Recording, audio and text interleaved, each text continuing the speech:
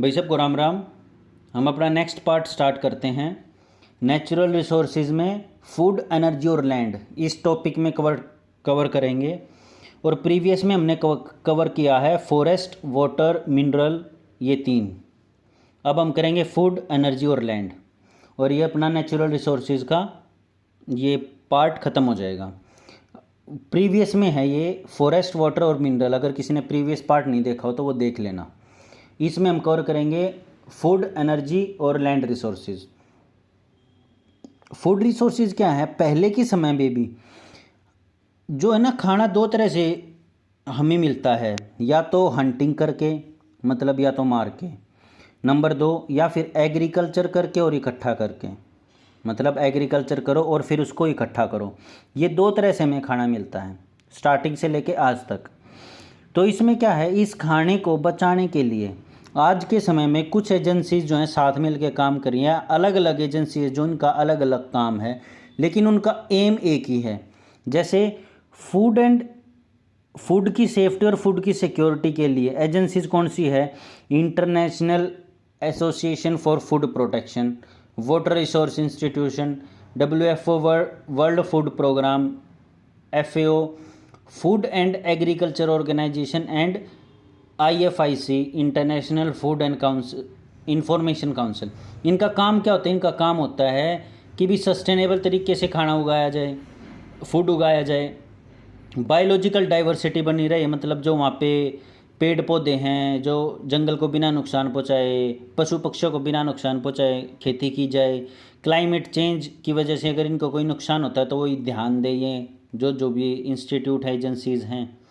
न्यूट्रिशियल economics, न्यूट्रिशियल value उनकी बनी रहे, ठीक है। पॉपुलेशन ग्रोथ अगर ज़्यादा होती है तो उनके हिसाब से, पॉपुलेशन के हिसाब से ये एजेंसीज खाना प्रोवाइड करवा सकें हर इंसान को जीवित रहने के लिए। पानी की सप्लाई भी ये एजेंसीज देखती हैं, भाई पानी सप्लाई हर जो एग्रीकल्चर प्रोडक्ट है उसमें हो रहा है या नहीं हो रहा है, समझे। तो ये होगी अपनी एजेंसीज। इनका जो है ना शॉर्ट फॉर्म आ सकता है सीईटी में कि शॉर्ट फॉर्म बताओ, और शॉर्ट फॉर्म के थ्रू वो आप देख लेना। इन सभी का आप लोगों को शॉर्ट फॉर्म और फुल फॉर्म कंप्लीट याद करनी है।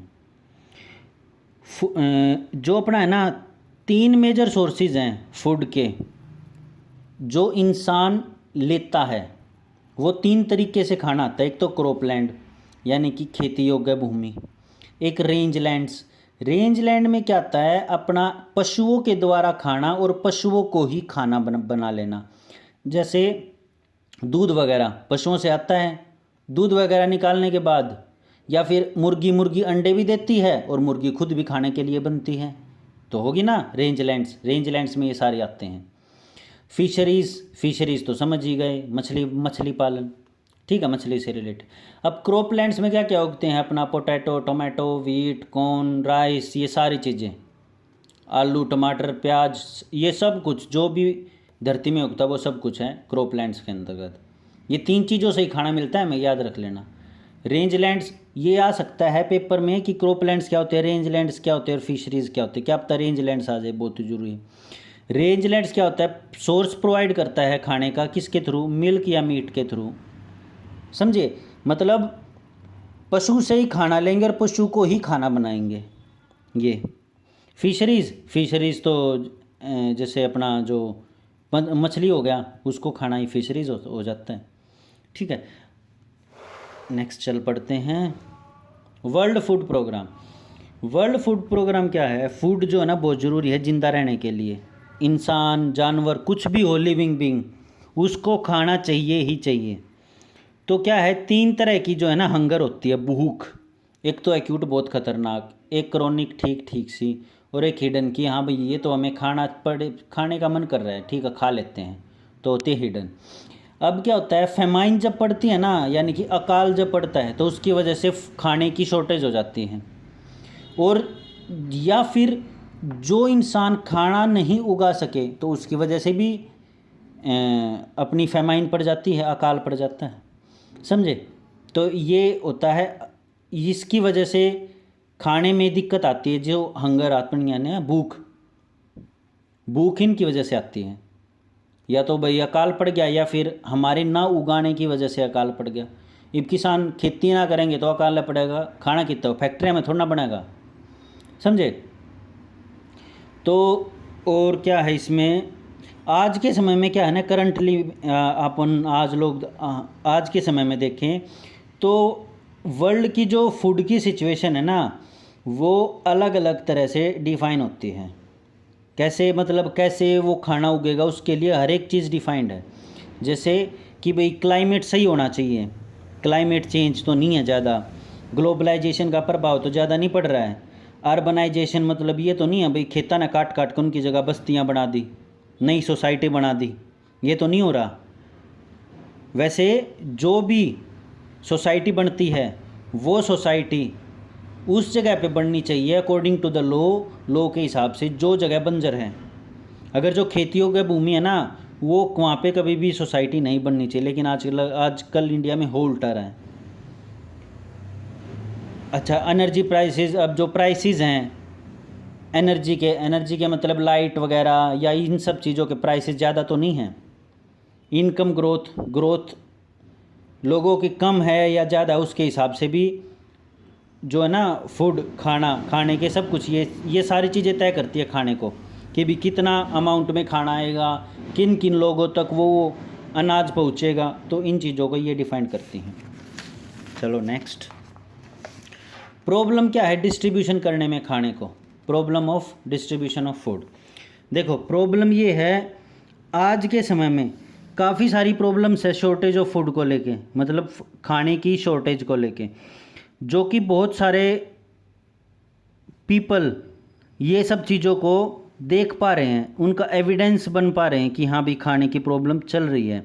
अपना इंडिया में भूखे जो हंगर इंडेक्स है उसमें अपना इंडिया बहुत ज़्यादा पीछे खिसक चुका है, मतलब बहुत ज़्यादा बुरी हालत है अपने इंडिया में। ये कब, कोविड के बाद। क्यों? क्योंकि एकदम रेट हाई चले गए सब चीज़ों के। शॉर्ट प्रॉब्लम है ये अपने आप धीरे धीरे निपटा जा सकता है। अब क्या है, और अगर हम केस स्टडी करते हैं, जैसे एक वो आया था साइक्लोन, समुंदर में जो आता है ना, उड़ीसा में आया था 1999 में। उसमें क्या हुआ, उसमें वो है ना बहुत सारे लोगों को नुकसान कर गया, जिसकी वजह से एक फेमाइन की दिक्कत आ गई, मतलब अकाल की दिक्कत आ गई। और उस साइक्लोन का नाम क्या था, उसका नाम था फानी, FANI, फनी। ये याद रख लेना। ये एक ऑर्गेनाइजेशन है, वो नाम रखती है, और ये नाम पर्टिकुलर कंट्रीज़ भी रख सकती हैं। जैसे वो अगर साइक्लोन जिस कंट्री से ओरिजिनेट हुआ है या जिस कंट्री पे जाके रुका है, वो कंट्री आपस में नाम रख सकती हैं कि हाँ भाई हमने इस साइक्लोन का यो नाम रख दिया, हमने इस साइक्लोन का यो नाम रख दिया। बेसिकली साइक्लोन का काम यही होता है, ज्वार भाटा जो होता, शायद ज्वार भाटा ही कहते हैं हिंदी में, इसे कंफर्म नहीं हूँ मैं। अच्छा, एग्रीकल्चर या फिर ओवर ग्रेजिंग, मतलब चराना, जो चरागाह होते हैं ना, मतलब एक लिमिट में चराना चाहिए, लेकिन उस लिमिट से ज़्यादा चराने पे क्या क्या चीज़ें होती हैं, प्रॉब्लम क्या क्या आती हैं। तो एग्रीकल्चर क्या है, हमारी पूरी वर्ल्ड की सबसे पुरानी और सबसे बड़ी इंडस्ट्री है। इससे बड़ी इंडस्ट्री कोई भी नहीं है पूरे संसार की। सोचो, जब हड़प्पा सिविलाइजेशन थी उसके समय पे भी इंडस्ट्रीज़ थी। कौन सी इंडस्ट्रीज़ थी? एग्रीकल्चर की, मतलब खाने का सामान तो जब भी उगाते थे। और आज का युग है, 21वीं सदी चल रही है, तो आज भी ये एग्रीकल्चर सबसे बड़ी इंडस्ट्री है, इससे बड़ी कोई भी नहीं है पूरे वर्ल्ड में देखें तो। एग्रीकल्चर क्या है, प्राइमरी भी है सेकेंडरी भी है, काम करती है। प्राइमरी कैसे? प्राइमरी होती है जो बिल्कुल ग्रास रूट लेवल, यानी कि जो बिल्कुल नीचे पहले तबके पे काम करे, मतलब जैसे खेतों में अनाज उगता है तो वो है प्राइमरी। सेकेंडरी क्या होता है, वो अनाज का ट्रांसपोर्ट होके बाहर जाता है, उसको कहते हैं सेकेंडरी, जिसमें इन्वायरमेंट का इफेक्ट आ जाता है। देखो प्राइमरी में तो आता है इन्वायरमेंट का इफेक्ट कि भी ज़्यादा होगी बारिश, कम होगी बारिश। सेकेंडरी में क्या होता है, इन्वायरमेंट का इफेक्ट ना के बराबर आ जाता है। समझे। तो इनके ऊपर इन्वायरमेंट का ज़्यादा इफेक्ट नहीं पड़ता, इफेक्ट तो होता है लेकिन इतना ज़्यादा नहीं पड़ता जितना होना चाहिए।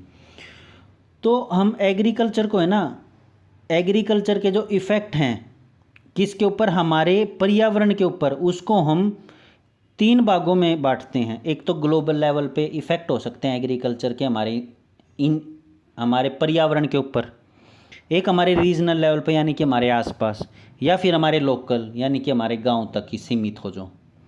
ये 3 तरह के होते हैं। ग्लोबल क्या होता है, जैसे कि अगर क्लाइमेट चेंज बहुत ज़्यादा हो जाए, अब जैसे एल नीनो एक्टिव हो गया, एल नीनो एक्टिव होने से क्या है, बारिश में उतार चढ़ाव होगा, जब बारिश नहीं होनी चाहिए जब बारिश होगी, और जब होनी चाहिए जब नहीं होगी। तो इसमें क्या है, these includes climate change as well potential extensive changes in chemical cycle. इसमें होता है कि पर्यावरण में चेंज आता है, और उसके बाद जो भी अपना केमिकल साइकिल मतलब कोई भी चीज़, जैसे घोड़े का मैंने एग्जांपल दिया था, पहले घोड़ा घास खाता है, फिर घोड़ा जो है प्रोडक्ट बाहर निकालता है अपनी, ठीक है, पोटी वगैरह, तो वो पोटी सड़ती है बैक्टीरिया की हेल्प से, वो फिर नाइट्रोजन फिक्सेशन होता है, और फिर वो नाइट्रोजन पेड़ पौधे लेते हैं और पेड़ पौधे उगते हैं, और फिर घोड़ा उसी को खाता है। तो एक साइकिल हो गई। तो इसकी वजह से एग्रीकल्चर की वजह से जो क्लाइमेट चेंज होता है उसकी वजह से क्या है, केमिकल साइकिल भी बिगड़ जाती है। यानी कि जो ये बैक्टीरिया हैं ये ज़्यादा इसको सड़ाएंगे नहीं तो घास कहाँ से लेगा, और फिर घास उगेगा नहीं, तो पूरी की पूरी साइकिल ख़त्म होगी ना। दूसरे नंबर पे रीजनल इफ़ेक्ट्स भी होते हैं, जैसे कि अगर कटाई ज़्यादा होगी, किसकी, पूरे के पूरे फॉरेस्ट की कटाई ज़्यादा होगी, या फिर डेजर्टिफिकेशन आ गया यानी कि बंजर होगी ज़मीन, या फिर जो पोल्यूशन है इतना ज़्यादा है हद से ज़्यादा कि भी जो खेती है वो उगी नहीं पा रही, जो हमारी सन की, सूरज की जो रोशनी है, किरणें हैं, जिसकी वजह से अवशोषण या स्वशोषण जो भी कहते हैं वो होता है, वो हो ही नहीं पा रहा। तो उसकी वजह से क्या होगा, पेड़ पौधे बड़े नहीं हो पाएंगे और वो सनलाइट से अपना खाना ही नहीं बना पाएंगे, समझे। तो ये है रीजनल लेवल के इफ़ेक्ट। हमारे लोकल लेवल के क्या होता है, लोकल लेवल के इफ़ेक्ट हैं, जैसे अगर भूमि बहुत ज़्यादा डिग्रेड होगी, मतलब जैसे सोइल इरोजन हो गया, जो भूमि के ऊपर जो वाइट सा जम जाता है ना, यानी कि बंजर हो जाती है भूमि, उसका इलाज है उसके ऊपर पीओपी का छिड़काव किया जाता है, तो वो फिर ठीक होने लग जाती है। लेकिन एक ये कहते हैं कि रेई की भूमि, तो रेई की भूमि आ जाना, या फिर जो रिवर है ना, अपनी नदियाँ, वो जब बहती हैं तो उसके साथ जो एग्रीकल्चर के लिए ज़रूरी प्रोडक्ट्स हैं वो भी उनके साथ ही बह जाना, तो उसका भी बहुत ज़्यादा इफ़ेक्ट पड़ता है। या फिर फर्टिलाइज़र, जो हम कीटनाशक दवाइयों का बहुत ज़्यादा उपयोग करते हैं, उससे होता क्या है, जो भी नदी बहेगी या नदी के साथ पानी बहेगा, तो वो जो फर्टिलाइज़र है वो उस पानी में बह के और दूर चला जाएगा, तो वो जाएगा समुद्रों में, जाके मिल जाएगा, नदी समुद्रों में मिलती है, तो फर्टिलाइज़र भी समुद्रों में मिल जाएगा। तो फर्टिलाइज़र मिलेगा, कीटनाशक दवाइयाँ मिलेंगी, तो मछली कीटनाशक दवाइयों को खाएंगे, और मछलियों को कौन खाएगा, इंसान। तो उससे क्या होगा, ये बीमारियाँ इंसान के अंदर चली गई, तो ये लोकल इफ़ेक्ट हो गए, समझे। अब हमारी जो आज के युग की एग्रीकल्चर है ना, उसमें क्या क्या दिक्कतें आती हैं, बेसिकली 2 तरह की दिक्कतें हैं। एक तो है ट्रेडिशनल, जो पुराने समय से चलती आ रही हैं, एक है मॉडर्न, जो आज हुई हैं, यानी कि आज कुछ चीज़ें उपयोग करने से ज़्यादा हुई हैं, समझे। जैसे एग्रीकल्चर का जो है ना डेवलपमेंट है, वो हम अचीव कर सकते हैं किसकी वजह से, एग्रीकल्चर लैंड को एक्सपेंड करके या फिर कन्वर्जन करके। जैसे ये एग्रीकल्चर है, अगर इस पे कुछ नहीं उग रहा तो यहाँ पे कुछ प्लांट लगा लो, तो वहाँ से आय का साधन बना लो। या फिर जो एग्रीकल्चर है, जो कृषि है, उससे जो भी बाहर निकलता है खाना, या गेहूँ या कॉर्न या फिर अपना चावल, उसकी जो प्रोडक्टिविटी है ना उसको बढ़ा के, या फिर मल्टीपल क्रॉपिंग करके। मल्टीपल क्रॉपिंग का मतलब होता है, ये नहीं होता कि साल में आप 5-6 फसल उगा लो, नहीं। ये 1 एकड़ भूमि है, इसमें आप आलू उगाओ, इसमें आप टमाटर उगाओ, इसमें आप अपनी पशुओं के लिए खाना उगाओ, तो ये होगा मल्टीपल क्रॉपिंग। समझा। इसमें होता है टोपो।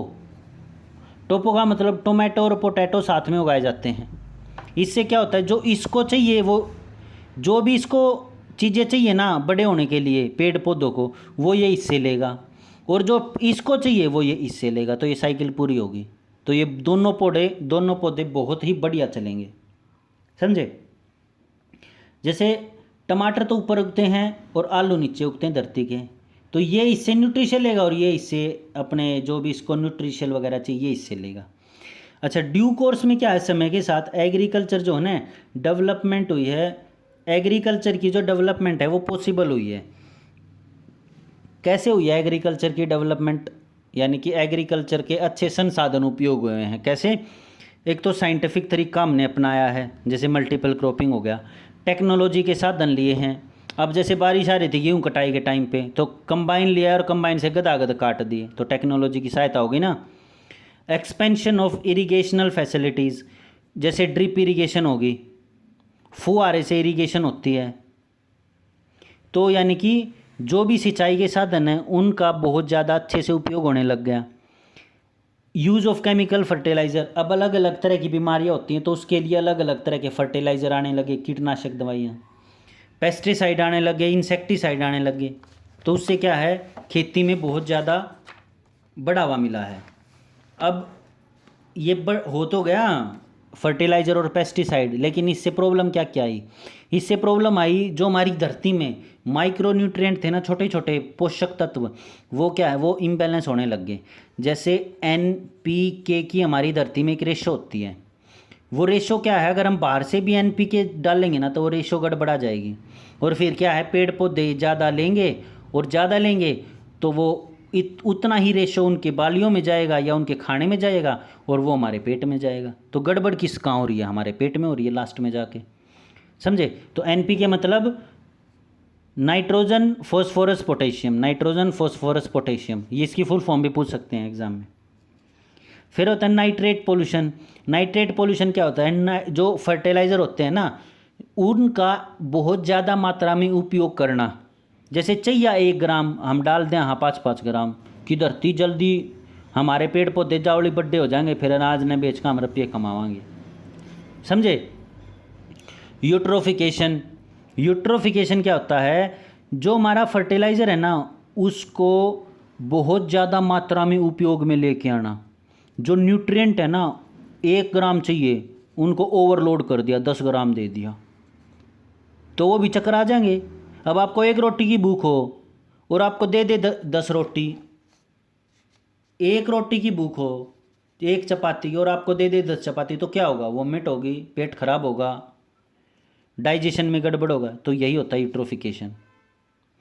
तो होता क्या है, जब हम जैसे हमने ज़्यादा न्यूट्रिएंट दे दिए तो वो न्यूट्रिएंट बह के कहाँ जाएंगे, अपना नदियों में, नदियों के थ्रू समुंदर में।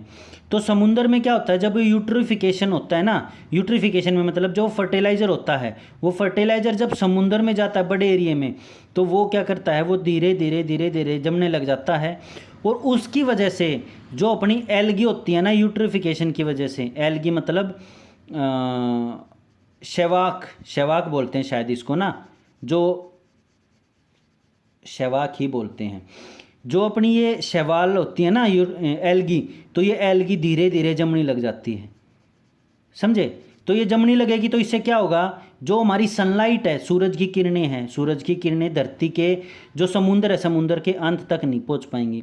तो उससे होगा क्या, जो मछलियाँ नीचे पड़ रही हैं ना वो धीरे धीरे मर जाएंगी। क्यों मरेंगी, क्योंकि उनको जब ऑक्सीजन ही नहीं मिलेगा तो वो मर जाएंगी धीरे धीरे। तो प्रॉब्लम क्या है, यूट्रिफिकेशन भी एक प्रॉब्लम है। अच्छा, पेस्टिसाइड का क्या क्या प्रॉब्लम है। पेस्टिसाइड का है, पहली जनरेशन के पेस्टिसाइड क्या, सल्फर, आर्सेनिक, लेड, मरकरी, जो कि हम पेस्ट को मारते हैं। पेस्ट को मारेंगे तो ये उसके ऊपर ही रह जाएंगे, पत्ते के ऊपर कौन क्या रह जाएंगे, ये पेस्टिसाइड, और वो जब कटाई के समय में हमारे उनमें घुस जाएंगे तो और वो हम खा लेंगे और वो फिर हमारे ऊपर दिक्कत करेंगे, जिससे कैंसर की समस्याएं बढ़ रही हैं। सेकंड जनरेशन की पेस्टिसाइड क्या क्या, एक डीडीटी होती है, डाइक्लोरो डाइफिल ट्राइक्लोरोइथेन, जो कि यूज़ होती है पेस्ट को मारने के लिए। ये क्या है, ये पेस्टिसाइड होती है ऑर्गेनिक इन नेचर के फॉर्म में। लेकिन अब क्या इसके ऊपर इतना शोध तो क्या नहीं हुआ कि भी ये ऑर्गेनिक की डेफिनेशन क्या होगी, कैसे उसको यूज़ करेंगे, नहीं, बस दे दिया और अपना चलते रहो, करते रहो। तो इससे भी बहुत ज़्यादा दिक्कत आती है। अच्छा, पेस्टिसाइड रेजिस्टेंस, अगर हम जैसे अब इंसान लगा लो, इंसान क्या है, गांव के अंदर एक हरे पत्ते की गोली खाता है। उस हरे पत्ते की गोली से दिक्कत क्या होती है, धीरे धीरे धीरे धीरे अगर मान लो उनको कमर में दर्द होगी और हरे पत्ते की गोली खा ली, तो उससे होता क्या है, वो 5-6 बार तो आराम देगी, बढ़िया वाला लेते ही तुरंत आराम हो जाएगा 10-15 मिनट में। लेकिन धीरे धीरे क्या हो है, जो जिसकी वजह से उसको आराम हो रहा था ना, वो चीज़ अपने अंदर एक रेजिस्टेंस पैदा कर लेगी कि वही चीज़ तो 10-10 मिनट में आराम करी थी ना, धीरे धीरे 30 मिनट तक पहुंचेगी, 30 मिनट में आराम करेगी, फिर 1 घंटा, फिर ओवर द टाइम जैसे 10 साल 15 साल में वो उन चीज़ों पे इफेक्ट ही करना बंद कर देगी। क्यों? क्योंकि जिसकी वजह से दर्द हो रहा था ना, उसने अपने ऊपर एक रेजिस्टेंस जनरेट कर लिया, एक ये बना लिया, अपने ऊपर एक तत्व सा बना लिया कि भी ये अपनी दवाई आएगी और ये दवाई इसके ऊपर रिएक्ट करेगी और ये इसके ऊपर रिएक्ट ही नहीं कर पाएगी, ये ऐसे का ऐसा दर्द रहेगा। इसीलिए वो फिर जो हरे पत्ते की गोलियां खाते हैं वो लंबे समय बाद बिल्कुल की बिल्कुल ख़त्म हो जाएंगे, उनके ऊपर कोई दवाई ही असर करना बंद कर देगी। फिर उनको हाई डोज लेनी पड़ेगी और हाई डोज लेने से क्या होगा, अपना लीवर डैमेज हो जाएगा और इंसान ख़त्म। रिस्क ऑफ कैंसर, कैंसर का खतरा मैंने बता दिया क्या होता है। बायो मैग्निफिकेशन, अब क्या है, जो ज़्यादा हम पेस्टिसाइड यूज़ करते हैं ना, जो कि नॉन बायोडिग्रेडेबल है। नॉन बायोडिग्रेडेबल मतलब जैसे कागज़ है, कागज़ क्या है, डिग्रेडेबल है, मतलब अगर हम उसको धरती के अंदर दबा दें तो वो डिग्रेड हो जाता है और वो खाद बन जाता है, तो this is called degradation. Non degradation मतलब जो डिग्रेड नहीं होता, जो खाद नहीं बन पाता, मिट्टी नहीं बन पाती। तो ज़्यादातर पेस्टिसाइड क्या है, नॉन डिग्रेडेबल है, यानी कि वो जीवित रहते हैं, जीवित फॉर्म में होते हैं, और क्या है, वो हमारी फूड चेन में मिल जाते हैं। वो क्या है, उड़ के क्या करेंगे, मुर्गियों के पास चले जाएंगे, मुर्गियाँ उनको खा लेंगी और जो अंडा देंगी उसके अंदर वो आ जाएगा और उसको हम खा लेंगे, तो वो किसके अंदर आ गया, हमारे अंदर आ जाएगा। हमारे अंदर आएगा तो हमारे अंदर प्रॉब्लम जनरेट करेगा, समझे।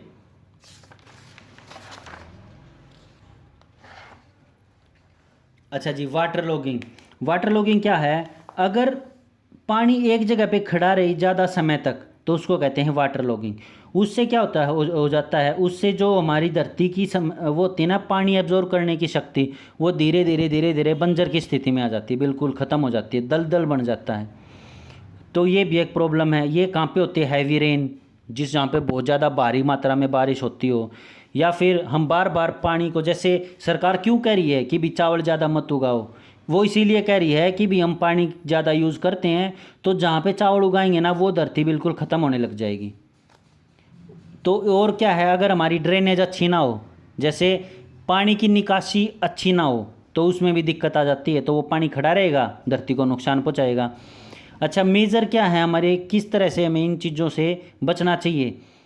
एक्सेसिव इरिगेशन नहीं करनी चाहिए, पानी जितना चाहिए उतना ही दो, ज़्यादा पानी मत दो। अब तुम खुद से लगा लो, इंसान अपने आप से लगा ले, उसको 1 गिलास की ज़रूरत है, 4 गिलास दे दोगे तो उल्टियाँ पड़ेंगी। तो सेम चीज़ इसके साथ होती है। Bio drainage by tree like, अच्छा अगर जैसे कई बार ज़्यादा पानी दिया जाता है तो खेतों के साथ में पेड़ लगा दो, या फिर वहाँ पे क्या है, मछली छोड़ दो, मच्छी पालन कर लो। अगर ज़्यादा पानी की समस्याएं हैं तो मच्छियाँ भी उगती रहेंगी और अपना पानी भी चलता रहेगा, दोनों चीज़ चलती रहेंगी। सैलिनिटी मतलब लवणता। लवणता मतलब होता है अगर हम वो पानी यूज़ करें जिसमें ज़्यादा मात्रा में नमक हो। जैसे ये नहीं कहते भाई खारा पानी है ये, तो खारे पानी से होगा क्या, हमारी ज़मीन, जैसे दिल्ली के लोग हैं, दिल्ली के लोग कहाँ का सब्जी पानी खाते हैं, सब्जी खाते हो गंदे नाले की, जो भी गंदा नाला जाता है ना दिल्ली के अंदर से, वहीं पे सब्जियां उगाते हैं और उसी को खाते हैं अपना शौक से कि वाह हम तो दिल्ली के हैं। अरे तुम खाना तो देख लो, उनकी लाइफ 70-75 साल मुश्किल से जी पाते हैं, या फिर कईयों को कैंसर हो जाता है, कुछ ना कुछ समस्याएं होके और ख़त्म। खाना बढ़िया हेल्दी खाओ, नहीं तो कुछ नहीं है, ज़िंदगी ख़त्म है। तो जो खारा पानी हम खेतों में देते हैं उससे होता क्या है, वो धीरे धीरे जो सोल्ट होता है, अगर मान लो ये खेत है, खेत में हमने पानी दे दिया तो ये पानी तो एक जगह पे स्थिर हो जाएगा ना कुछ टाइम बाद, तो वो सोल्ट क्या होगा, धीरे धीरे नीचे बैठ जाएगा। धीरे धीरे नीचे बैठेगा तो जो पेड़ पौधे नीचे से चीज़ें ले रहे हैं वो उनके पास क्या है, सोल्ट भी जाएगा, और उससे क्या हमारी फसल ख़राब होने लग जाएगी। हमारी जो फसल में जो आएगा ना फल उग के, फल मतलब सेब या फिर कोई आम, तो उससे क्या उसमें खारापन आएगा और वो खारापन हमारे अंदर जाएगा, और हमारे अंदर जाएगा तो सोल्ट की मात्रा बढ़ाएगा और बीपी में प्रॉब्लम क्रिएट करेगा। चलो ये टॉपिक ख़त्म। नेक्स्ट टॉपिक करते हैं एनर्जी रिसोर्सेज। एनर्जी रिसोर्सेज क्या हैं? एनर्जी जो है ना इंसान के लिए बहुत ज़्यादा ज़रूरी है। एनर्जी हमें कहाँ से मिलती है? खाने से मिलती है।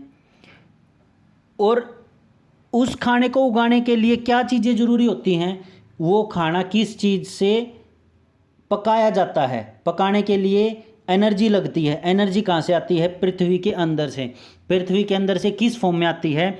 जैसे कि फॉसल फ्यूल्स, फॉसल फ्यूल मतलब कोयला, नेचुरल गैस की फॉर्म में, न्यूक्लियर फ्यूल में, हाइड्रोजन एनर्जी में, जियोथर्मल सोलर एनर्जी में, wind energy, tidal energy, biomass, hydrogen energy, इनकी फॉर्म में हमारा खाना तैयार होता है। तो ये क्या है? ये एनर्जी के सोर्सेज हैं। इन्हीं से हमारी जो है ना जनरेट होती है, क्या होती है? बिजली जनरेट होती है। समझे? अच्छा, इसमें क्या है, हमारा जो सबसे ज़रूरी है मेन रिसोर्स क्या है? मेन रिसोर्स है सन, सूरज। सूरज जो है वो सबसे मेन रिसोर्स है हमारी एनर्जी का। इससे क्या है, इससे हम थर्मल प्लांट लगा सकते हैं। ये अपना जो छतों के ऊपर लगती है ना, नाम भूल गया मैं, आगे आएगा नाम फिर ध्यान आ जाएगा। तो इससे क्या है, सोलर पैनल, सोलर पैनल जो लगते हैं ना छत के ऊपर, ये क्या सूरज की रोशनी लेते हैं और उसको एक जनरेटर में जनरेट कर लेते हैं, जो उस सूरज की रोशनी को, जो यहाँ पे है ना सेल होते हैं छोटे छोटे, देखना कभी ध्यान से सोलर पैनल को, तो वो क्या है सूरज की एनर्जी को, सोलर एनर्जी को इलेक्ट्रिसिटी में कन्वर्ट करती है, और फिर हम इसको स्टोर कर लेते हैं जनरेटर के अंदर, और फिर उस जनरेटर से हमारे घर में बिजली आती है। ये है सिंपल सा प्रोसेस, समझ। अब क्या है, अब जैसे है ना इंडिया की जो रैंक है ना वो 87 है, किसमें? वर्ल्ड इकोनॉमिक फोरम जो एक है ना रिपोर्ट निकालता है, कौन सी? Energy transition index.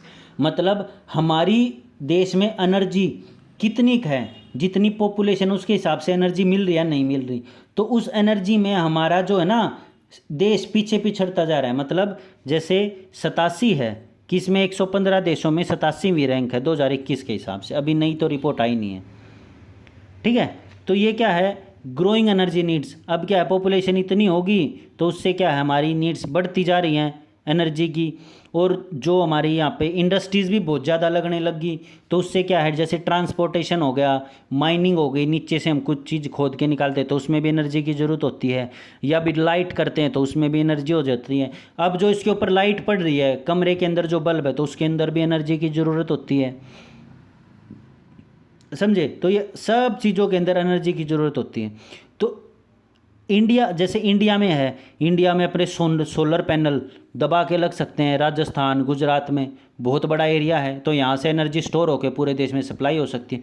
पूरे देश नहीं तो आसपास के डिस्ट्रिक्ट में, स्टेट्स में सप्लाई हो सकती है, ठीक है। या फिर विंड एनर्जी, विंड एनर्जी कहाँ लगती है? जो अपने समुंदर है ना उनके पास के इलाकों में बहुत बड़ी खाली ज़मीन हो तो वहाँ पे विंड एनर्जी भी विंड मिल भी लग सकते हैं। इनके ऊपर एक वो होता है घूमने का, तो ये घूमता है तो उसके अंदर मोटर होती है, तो मोटर घूमेगी जैसे अपना, तो वो इलेक्ट्रिसिटी जनरेट करेगी और अपना इलेक्ट्रिसिटी को स्टोर करके और तारों के थ्रू दूसरी जगह पहुँचा सकते हैं। अच्छा, अपना जो भारत है ना वो दूसरे नंबर पे है एशिया में, किस में? विंड एनर्जी जनरेट करने में। मतलब कैपेसिटी है बहुत ज़बरदस्त हमारे पास इंडिया में। पहले नंबर पे कौन है? चाइना। किस में? एशिया में, एशिया महाद्वीप में, समझे। और क्या है, इंडिया जो है 5 न्यूक्लियर रिएक्टर बना लेगा 2025 तक। न्यूक्लियर रिएक्टर मतलब न्यूक्लियर चीज़, न्यूक्लियर अणु जो कि आपस में टकराने से बहुत ज़्यादा ज़बरदस्त मात्रा में एनर्जी जनरेट करते हैं और उस एनर्जी को हम अपने बिजली या फिर डेली के संसाधन में यूज़ कर सकते हैं। तो ये होता है न्यूक्लियर रिएक्टर, और वो डेली चलते रहेंगे, टकराते रहेंगे, उससे क्या एनर्जी इनफाइनाइट मात्रा में निकलती रहेगी, तो वो हम अपने इसमें यूज़ में ला सकते हैं। हालांकि न्यूक्लियर रिएक्टर 100% सेफ़ नहीं होते। अगर 0.00001 भी, अगर एक भी न्यूक्लियर रिएक्टर में कुछ भी दिक्कत आ गई और वो रेज़ जो है बाहर निकल गई, यूवी रेज़, तो वो पूरे के पूरे आसपास के एरिया को ख़त्म कर देंगी, शून्य कर देंगी, कुछ नहीं बचेगा वहाँ। आदमी लंगड़े लुल्ले काने पैदा होंगे। अब क्या है, एनर्जी और जो रिसोर्सेज है ना, वो दो जगह से आती हैं हमारे पूरे के पूरे संसार में, हमारे इंडिया में नहीं, पूरे संसार में। कौन कौन से? रिन्यूएबल और नॉन रिन्यूएबल। रिन्यूएबल मतलब जो बार बार चीज़ों का हम उपयोग कर सके, वो होता है रिन्यूएबल। नॉन रिन्यूएबल मतलब जो एक बारी लाखों करोड़ों साल बनने में लगते हैं और हम उनको उपयोग कर लेते हैं, तो वो हो जाती है नॉन रिन्यूएबल। तो पता नहीं लाखों करोड़ों साल कौन जिंदा रहेगा, कौन नहीं रहेगा, धरती कैसी रहेगी। तो रिन्यूएबल एनर्जी के क्या क्या सोर्स हैं? जैसे कि would, solar energy, wind energy. Would याद रख लेना, लकड़ी रिन्यूएबल एनर्जी में आती है। हाइड्रो, टाइडल, जियोथर्मल, ये बहुत ज़्यादा ज़रूरी है, इंपॉर्टेंट है ये वुड। अच्छा, नॉन रिन्यूएबल एनर्जी में coal, petrol, natural gas, nuclear fuel, ये सारे के सारे नॉन रिन्यूएबल में आती हैं। ये डिफरेंस है, एक बार ये अपना देख लेना। रिन्यूएबल एनर्जी में पोल्यूशन नहीं होता, इसमें ज़बरदस्त पोल्यूशन होता है। ये सारी चीज़ें एक बार ही ना देख लेना, ये इंपॉर्टेंट है, इसमें ये पढ़ लेना एक बार यहीं पे वीडियो को रोक के, ठीक है। अब अल्टरनेट सोर्स क्या है? अल्टरनेट सोर्स भी बहुत ज़्यादा ज़रूरी हैं। अब हम इन दोनों के ऊपर तो नहीं हो सकते उपयोग में। अल्टरनेट सोर्स क्या है? हमें पोल्यूशन कम करने के लिए नॉन रिन्यूएबल सोर्स को कम करके और रिन्यूएबल सोर्स की तरफ जाना पड़ेगा। जैसे कि विंड एनर्जी। लेकिन विंड एनर्जी की बात क्या है सबसे अच्छी? एक तो इसमें जो है ना पोल्यूशन नहीं होता। विंड एनर्जी जनरेट कैसे होती है? टरबाइन होते हैं, देखो देखो, जैसे ये है, यहाँ क्या है, यहाँ ब्लेड्स लग जाएंगे ऐसे, वो ब्लेड घूमेंगे ऐसे, हवा जैसे आएगी, बड़े बड़े ब्लेड होते हैं काफ़ी ज़्यादा, तो हवा आएगी, हवा इनसे टकराएगी तो ये घूमेंगे ऐसे, और इसके अंदर एक मोटर होती है, मोटर घूमेगी तो वो इलेक्ट्रिसिटी जनरेट करेगी। जैसे दो पत्थर आपस में ऐसे टकराते हैं ना, टकराने से जो चिरंगे पैदा होती हैं, जो तरंगे पैदा होती हैं, आग पैदा होती है, वो क्या एनर्जी तो है। तो सेम एज इट इज़ ये है, ये घूमेगी तो एनर्जी जनरेट होगी और हम इसको स्टोर कर लेंगे। अच्छी चीज़ें क्या है? एक तो ये पोल्यूशन फ्री है, पोल्यूशन नहीं होता इससे क्या है, सोर्स ऑफ पावर जनरेशन होती है, फ्री ऑफ कॉस्ट है, कोई कॉस्ट नहीं, हवा चलेगी अपने आप जनरेट करेगी, renewable source of energy. Disadvantage क्या है भाई साहब? ये लगाने में बहुत मोटा खर्चा आ जाए, अगर ये ख़राब हो जाए तो भी बहुत मोटा खर्चा आ जाता है। इसको लगाने के लिए काफ़ी मात्रा बड़ी जगह चाहिए, तो ये इसके ड्रॉबैक हैं। सोलर एनर्जी है, सोलर एनर्जी क्या करती है? सोलर पावर जनरेट कैसे होती है? फोटोवोल्टिक सेल्स होते हैं, जो भी मैंने पहले पीछे बताया था, उससे क्या है, जो सोलर रेज होती है ना, वो कन्वर्ट हो जाती है इलेक्ट्रिसिटी में, सेम वे में जो पहले मैंने बताया था, सेम है, कुछ भी नहीं है। एडवांटेज है, रिन्यूएबल एनर्जी है, ख़त्म नहीं होती। सोलर जनरेशन जो है वो ईजीली हो जाती है, अपना फ्री ऑफ कॉस्ट है। फ्री ऑफ कॉस्ट क्या है? ये नहीं है, फोटोवोल्टिक सेल नहीं है free of cost, free of cost है सोलर एनर्जी, जो सूरज से आने वाली किरणें फ्री ऑफ कॉस्ट हैं, कुछ नहीं लगता। हीट और लाइटनिंग हमें फ्री में मिलती है, पोल्यूशन फ्री है, एब्सोल्यूट क्लीन है और क्वाइट है, अपना चुपचाप काम करती रहे। जैसे जनरेटर चलते हैं तो तेज़ आवाज़ करते हैं, लेकिन ये क्या, अपना चुपचाप काम करती रहती। अब एडवांटेज है तो डिसएडवांटेज भी हैं। डिसएडवांटेज क्या है? जब बहुत ज़्यादा एक्सपेंसिव होती है, अगर सरकार इस पर सब्सिडी देना बंद कर दें तो लाखों में पड़ जाएगी। सोलर जो है अपना, solar power does not produce energy. अगर मान लो सूरज अपना बादलों के बीच में छुप गया तो सोलर एनर्जी बननी बंद हो जाएगी। यानी कि अगर रात के समय में सोलर एनर्जी नहीं बनेगी तो रात को लाइट कहाँ से आएगी? तो पूरी तरह से इसके ऊपर निर्भर भी नहीं हो सकते। जियोथर्मल एनर्जी, जियोथर्मल एनर्जी होता है मतलब हीट, अर्थ हीट, मतलब कि जो अर्थ की जो हीट होती है ना, उसको कन्वर्ट करना। जैसे कि हॉट रॉक्स होते हैं ना ग्राउंड के नीचे, will heat the water to produce steam. जैसे जो अपना बड़ी बड़ी चट्टानें हैं वो गर्म हो जाती है, गर्म हो जाती हैं चट्टानें, जो उनके आसपास में पानी हो जाता है तो वो भी गर्म हो जाता है, गर्म हो जाता है तो वो स्टीम बनती है, स्टीम बनती है तो ऊपर हम इसको कवर करके और यहाँ पे हम एक टरबाइन लगा देंगे, फैन, तो ये स्टीम क्या करेंगी, दम लगा के इस फैन को घुमाएंगी, फैन घूमेगा तो इलेक्ट्रिसिटी जनरेट करेगा, सिंपल। एडवांटेज डिसएडवांटेज वही सब है। हाइड्रो इलेक्ट्रिसिटी है, ये हाइड्रो इलेक्ट्रिसिटी पावर स्टेशन होता है जो कैप्चर करता है किसको, काइनेटिक एनर्जी को मैकेनिकल एनर्जी में टरबाइन के थ्रू। ये याद रख लेना, हाइड्रो इलेक्ट्रिक ये क्या करता है, काइनेटिक एनर्जी को यानी कि हाफ mv², काइनेटिक एनर्जी को मैकेनिकल एनर्जी में टरबाइन के थ्रू ये क्या है, ये जनरेट करता है। अच्छा, अब आ जाता है अपना हाइड्रोजन एनर्जी। हाइड्रोजन एनर्जी क्या है, एकदम क्लीन एनर्जी है। इसमें क्या हम हाइड्रोजन गैस का उपयोग करते हैं। हाइड्रोजन गैस क्या है, बनेगी तो वो पंखा घुमाएगी तो इलेक्ट्रिसिटी जनरेट होगी। सेम वे में कोई दिक्कत नहीं है। अब हाइड्रोजन कार भी आ गई। हाइड्रोजन कार से क्या, जो इसका देखो, जो डीजल कार पेट्रोल कार होती हैं वो चलती हैं तो वो पीछे साइलेंसर से क्या फेंकती हैं, धुआं। तो उससे क्या होता है, हमारा पोल्यूशन क्या होता है, हमारी पृथ्वी खराब होती है। लेकिन जो हाइड्रोजन कार होती है ये चलेंगी तो ये क्या करेंगी, पीछे साइलेंसर के से क्या फेंकेंगी, पानी, वाटर। तो ये याद रख लेना, जब हाइड्रोजन कार चलती हैं या हाइड्रोजन बस चलती हैं तो बाय प्रोडक्ट क्या निकालती हैं, पानी। ये सीधा क्वेश्चन आता है डायरेक्ट। एडवांटेज डिसएडवांटेज ये सबको पता है, कोई पता। अब क्या है, ये चीज़ याद रख लेना, कोच्चि जो इंटरनेशनल एयरपोर्ट है ना, कोच्चि इंटरनेशनल एयरपोर्ट, तो जो वर्ल्ड का है वो पहला एयरपोर्ट बना है जो पूरी तरह से कंप्लीटली 100% सोलर से जनरेट होने वाला बना है। मतलब जो वहाँ पे लाइटें हैं, सब कुछ है, वो काम सारा का सारा सोलर पावर से होता है। और है ना, वीडियो हो सकता है थोड़ी बहुत लंबी हो, लेकिन मैं ट्राई करता हूँ आप लोगों को हर एक चीज़ समझाऊंगा तभी फ़ायदा, नहीं तो पढ़ के अगर आप पढ़ोगे ना बहुत टाइम लग जाएगा। अब क्या, मैंने समझा दिया, समझाने के बाद आप ये धीरे धीरे पढ़ना मोटा मोटा, इससे क्या आप लोगों को बहुत जल्दी आसानी से याद होगा और फिर अपने नोट्स बना लेना। अगर वीडियो पसंद हो तो लाइक कर देना आप लोग। और मैं बहुत ज़्यादा जल्दी पढ़ाने की ट्राई कर रहा हूँ ताकि आप लोगों का टाइम वेस्ट ना हो। ओके जी, नेक्स्ट है land resources. Land as a हम रिसोर्सेज के तौर पे भी ले सकते हैं। इसमें क्या है, इन्वायरमेंट, द टर्म इन्वायरमेंट में क्या क्या आता है, पर्यावरण में फिजिकल और सोशल रिसोर्सेज, जिसको हम टच कर सकते हैं और जिसको हम टच नहीं कर सकते, जो भौतिक तौर पे होती हैं रिसोर्सेज, वो सब चीज़ें होती हैं इसमें। जैसे नदियाँ, ओशन, बड़े बड़े समुंदर, मिट्टी, जंगल, पशु, समझे। तो ये सारी की सारी रिसोर्सेज हैं। लैंड क्या है, हमारी जो भूमि है ना, वो हमें नेचर के द्वारा फ्री ऑफ कॉस्ट मिली है। नेचर ने हमसे उसके पैसे थोड़ा ना लिए, फ्री ऑफ कॉस्ट मिली है। तो हमें उस लैंड का ना सही तरह से उपयोग करना पड़ेगा। सही तरह से किस तरह से, लैंड जो है ना ब्रॉडली डिवाइड होती है, अर्बन, रूरल, फॉरेस्ट और सी बेड। मतलब अर्बन शहर वगैरह, रूरल गांव वगैरह, फॉरेस्ट जंगल वगैरह, सी बेड नदी वगैरह। तो लैंड जो है ना इन चीज़ों में चेंज हो जाती है, ठीक है। Man needs land for building houses. Man को जो है ना ज़मीन चाहिए, किसके लिए, एग्रीकल्चर पर्पजेज़ के लिए, मेन स्ट्रीम के लिए, डोमेस्टिक के लिए, इन चीज़ों के लिए लैंड को, इंसान को ज़मीन चाहिए।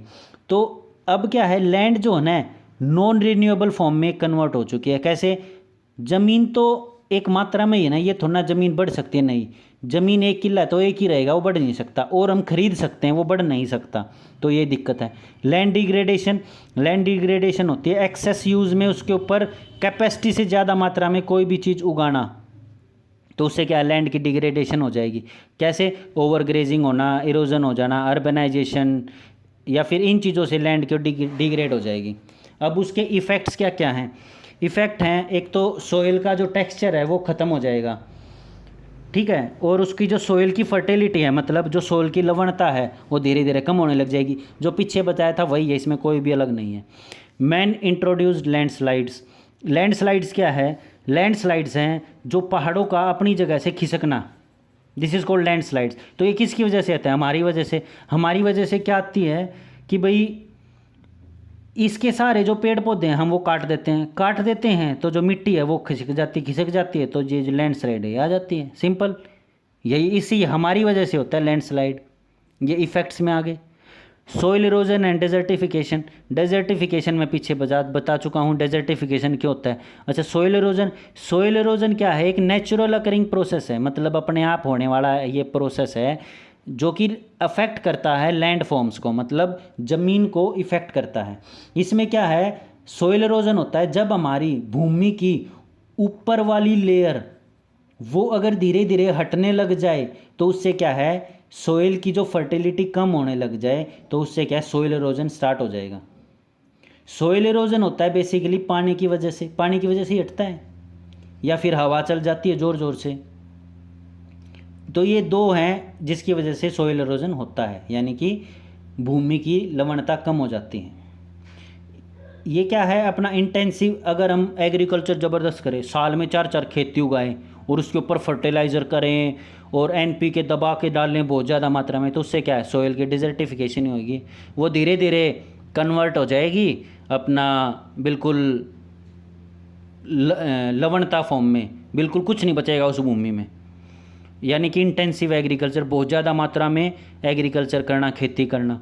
डिफॉरेस्टेशन, कटाई करना, तो मतलब अपना जो फॉरेस्ट है उनकी कटाई कर देना।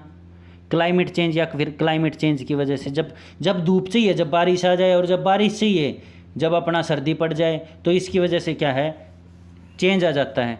डेजर्टिफिकेशन क्या है, लैंड डिग्रेडेशन का एक टाइप है। यही चीज़ें जो मैं पहले बता चुका हूँ।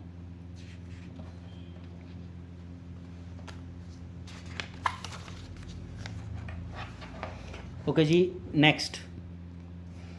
आई होप आप लोगों को पसंद आ रहा होगा समझाना। अगर पसंद आ रहा है तो लाइक कर देना वीडियो को, और कंप्लीट वीडियो देखने की ट्राई किया करो, तभी कोई फ़ायदा है। अगर आगे टैप टैप करके आगे जाओगे तो कोई भी फ़ायदा नहीं है। अगर वीडियो पसंद आए तो लाइक कर देना प्लीज़, इससे क्या है मेरे को थोड़ा सा अच्छा लगता है। और अगर आपका कोई दोस्त हो, आपको कोई गर्लफ्रेंड हो, आपका बॉयफ्रेंड हो, आपका कोई बहन भाई, अगर कोई भी, क्योंकि CET की एज 42 है, तो यानी कि आपके मम्मी पापा भी की CET की तैयारी करते मिलेंगे, तो उनको बताओ कि एक सर हैं वो फ्री ऑफ कॉस्ट सारा का सारा रिसोर्स अपना पढ़ा रहे हैं, ठीक है। तो उन लोगों को भी बताओ कि भाई आप यहाँ से पढ़ सकते हो। Role of an individual in conservation of natural resources. अब क्या हमारा रोल क्या है, इंसान का रोल क्या है, इस तरह के इंसान का रोल क्या है कि हर एक चीज़ को टेक्निकल वे में उगाओ। ये नहीं है कि भी बहुत ज़्यादा उसके ऊपर खेती करने लग जाओ, नहीं। अगर जैसे 4 साल खेती कर ली तो 1 साल उसको फ्री छोड़ दो उस खेत को, और उसके ऊपर खाद डाल के और उसको फ्री छोड़ दो। उसके ऊपर अपने आप जो बैक्टीरियाज़ हैं, गुड बैक्टीरियाज़ हैं, उनके ऊपर उसको पनपने दो। तो उससे क्या हमारी जो खेती की जो मात्रा है ना, क्षमता है, वो बढ़ेगी।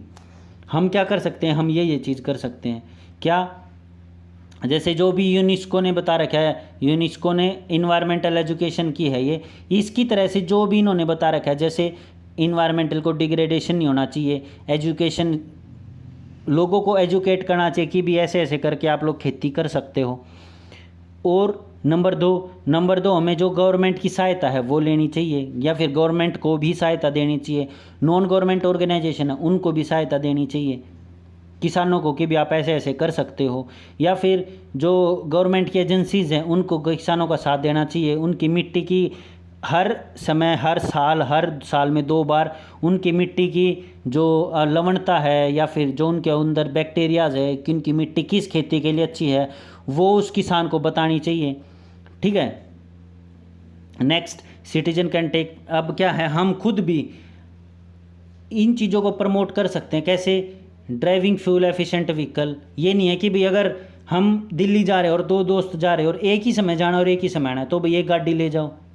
उससे क्या है, जो दूसरी गाड़ी का फ्यूल है, जो भी पोल्यूशन का रेट होता है वो कम होगा। एक गाड़ी ले जाओ, एक दिन ले जाओ, एक ही दिन ले जाओ, ठीक है। कार पुलिंग बाईसाइकिल, मतलब बाईसाइकिल का ज़्यादा यूज़ करो, वॉकिंग का ज़्यादा यूज़ करो, ट्रांसपोर्टेशन, पब्लिक ट्रांसपोर्टेशन का यूज़ करो ज़्यादा, जैसे बसेज हैं उसका ज़्यादा यूज़ करो, अपने खुद के व्हीकल का कम यूज़ करो, समझे। तो ये सब चीज़ें हम कर सकते हैं। रिसाइकिल बार बार हम चीज़ों को बार बार उसी चीज़ को उपयोग करो, उससे क्या है वो चीज़ें डिग्रेड नहीं होंगी, समझे। तो ये था हमारा नेचुरल रिसोर्सेज, ये अपना ख़त्म हो जाता है, फूड, एनर्जी और लैंड रिसोर्सेज। तो नेक्स्ट चैप्टर हम करेंगे इकोसिस्टम, उसके लिए आप नेक्स्ट पार्ट की तरफ जा सकते हैं। सो अगर वीडियो पसंद आए तो लाइक कर देना और चैनल को सब्सक्राइब कर लेना। And signing off, bye bye.